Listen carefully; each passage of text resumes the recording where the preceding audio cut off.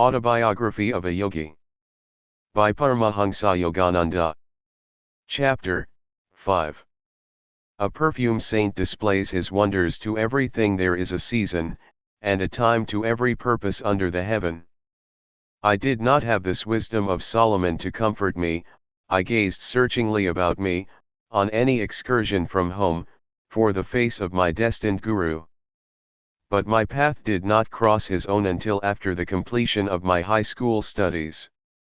2 years elapsed between my flight with the Mart toward the Himalayas, and the great day of Sri Yukteswar's arrival into my life.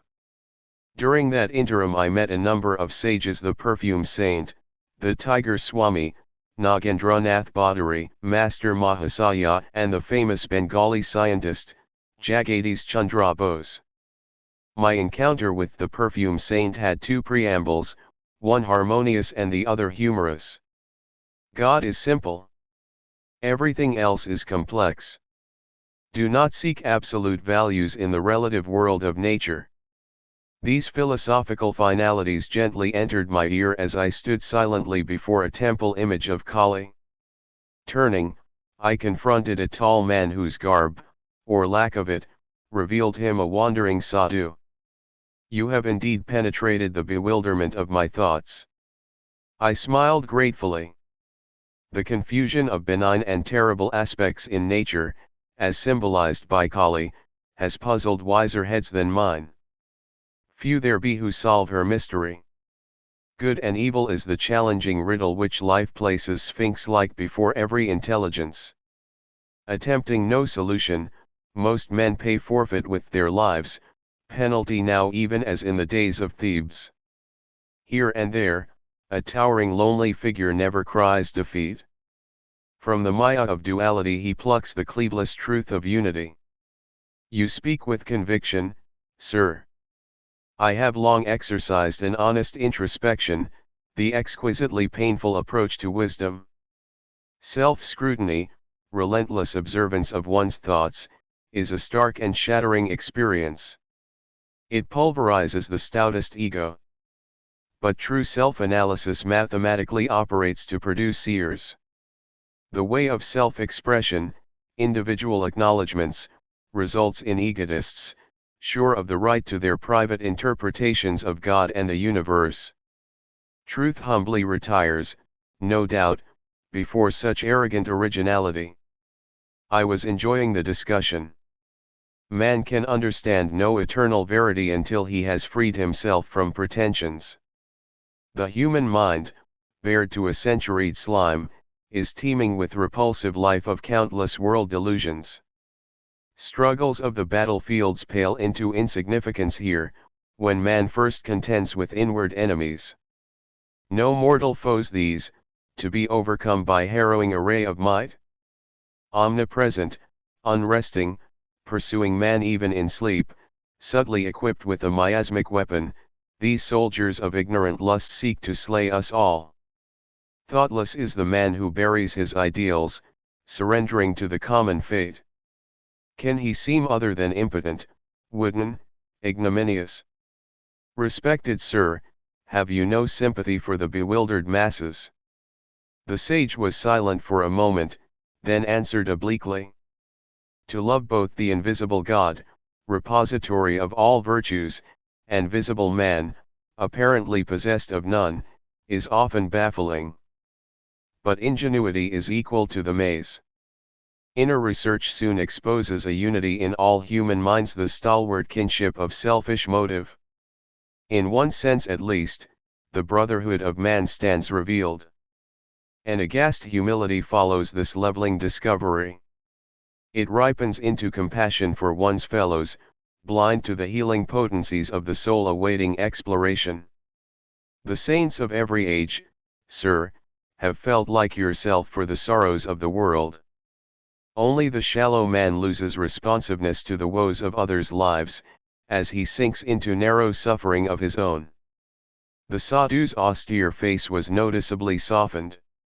The one who practices a scalpel self-dissection will know an expansion of universal pity. Release is given him from the deafening demands of his ego. The love of God flowers on such soil. The creature finally turns to his creator, if for no other reason than to ask in anguish, "Why, Lord, why?" By ignoble whips of pain, man is driven at last into the infinite presence, whose beauty alone should lure him. The sage and I were present in Calcutta's Kali Ghat temple, whither I had gone to view its famed magnificence. With a sweeping gesture, my chance companion dismissed the ornate dignity. Bricks and mortar sing us no audible tune, the heart opens only to the human chant of being. We strolled to the inviting sunshine at the entrance, where throngs of devotees were passing to and fro. "You are young." The sage surveyed me thoughtfully. "India too is young." The ancient rishis laid down ineradicable patterns of spiritual living. Their hoary dictums suffice for this day and land. Not outmoded, not unsophisticated against the guiles of materialism, the disciplinary precepts mold India still. By millenniums more than embarrassed scholars care to compute, the skeptic time has validated Vedic worth. Take it for your heritage. As I was reverently bidding farewell to the eloquent sadhu, he revealed a clairvoyant perception: "After you leave here today, an unusual experience will come your way." I quitted the temple precincts and wandered along aimlessly. Turning a corner, I ran into an old acquaintance, one of those long-winded fellows whose conversational powers ignore time and embrace eternity. "I will let you go in a very short while, if you will tell me all that has happened during the 6 years of our separation." What a paradox! I must leave you now. But he held me by the hand, forcing out tidbits of information. He was like a ravenous wolf, I thought in amusement. The longer I spoke, the more hungrily he sniffed for news. Inwardly I petitioned the goddess Kali to devise a graceful means of escape. My companion left me abruptly. I sighed with relief and doubled my pace, dreading any relapse into the garrulous fever. Hearing rapid footsteps behind me, I quickened my speed. I dared not look back. But with a bound, the youth rejoined me, jovially clasping my shoulder. "I forgot to tell you of Gandha Baba, perfume saint, who is gracing yonder house." He pointed to a dwelling a few yards distant. "Do meet him, he is interesting. You may have an unusual experience. Goodbye," and he actually left me. The similarly worded prediction of the sadhu at Kali Ghat temple flashed to my mind. Definitely intrigued, I entered the house and was ushered into a commodious parlor. A crowd of people were sitting, orient-wise, here and there on a thick orange-colored carpet. An odd whisper reached my ear, "Behold Gandha Baba on the leopard skin. He can give the natural perfume of any flower to a scentless one, or revive a wilted blossom, or make a person's skin exude delightful fragrance." I looked directly at the saint, his quick gaze rested on mine. He was plump and bearded, with dark skin and large, gleaming eyes. "Son, I am glad to see you. Say what you want. Would you like some perfume?" "What for?" I thought his remark rather childish. "To experience the miraculous way of enjoying perfumes. Harnessing God to make odors." "What of it? God makes perfume anyway." "Yes, but he fashions frail bottles of petals for fresh use and discard. Can you materialize flowers?" "I materialize perfumes, little friend." "Then scent factories will go out of business. I will permit them to keep their trade. My own purpose is to demonstrate the power of God." "Sir, is it necessary to prove God? Isn't he performing miracles in everything, everywhere?" "Yes, but we too should manifest some of his infinite creative variety." "How long did it take to master your art?" 12 years. "For manufacturing sense by astral means. It seems, my honored saint, you have been wasting a dozen years for fragrances which you can obtain with a few rupees from a florist's shop. Perfumes fade with flowers. Perfumes fade with death. Why should I desire that which pleases the body only? Mr. Philosopher, you please my mind. Now, stretch forth your right hand. He made a gesture of blessing. I was a few feet away from Gandha Baba, no one else was near enough to contact my body. I extended my hand, which the yogi did not touch. What perfume do you want? Rose. Be it so. To my great surprise, the charming fragrance of rose was wafted strongly from the center of my palm. I smilingly took a large white scentless flower from a nearby vase. Can this odorless blossom be permeated with jasmine? Be it so. A jasmine fragrance instantly shot from the petals.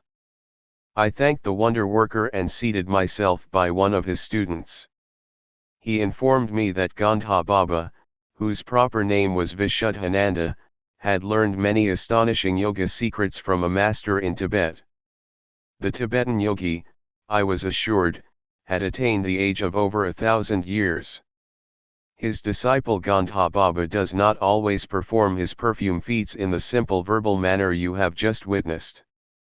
The student spoke with obvious pride in his master. His procedure differs widely, to accord with diversity in temperaments. He is marvelous. Many members of the Calcutta intelligentsia are among his followers. I inwardly resolved not to add myself to their number. A guru too literally marvelous was not to my liking. With polite thanks to Gandha Baba, I departed. Sauntering home, I reflected on the 3 varied encounters the day had brought forth. My sister Uma met me as I entered our Gurupar road door. You are getting quite stylish, using perfumes. Without a word, I motioned her to smell my hand. What an attractive rose fragrance! It is unusually strong. Thinking it was strongly unusual, I silently placed the astrally scented blossom under her nostrils. Oh, I love jasmine. She seized the flower. A ludicrous bafflement passed over her face as she repeatedly sniffed the odor of jasmine from a type of flower she well knew to be scentless. Her reactions disarmed my suspicion that Gandha Baba had induced an auto-suggestive state whereby I alone could detect the fragrances. Later I heard from a friend, Alkananda, that the perfume saint had a power which I wish were possessed by the starving millions of Asia and, today, of Europe as well. I was present with 100 other guests at Gandha Baba's home in Burdwan, Alkananda told me. It was a gala occasion. Because the yogi was reputed to have the power of extracting objects out of thin air, I laughingly requested him to materialize some out-of-season tangerines. Immediately the lychees which were present on all the banana leaf plates became puffed up. Each of the bread envelopes proved to contain a peeled tangerine. I bit into my own with some trepidation, but found it delicious. Years later I understood by inner realization how Gandha Baba accomplished his materializations.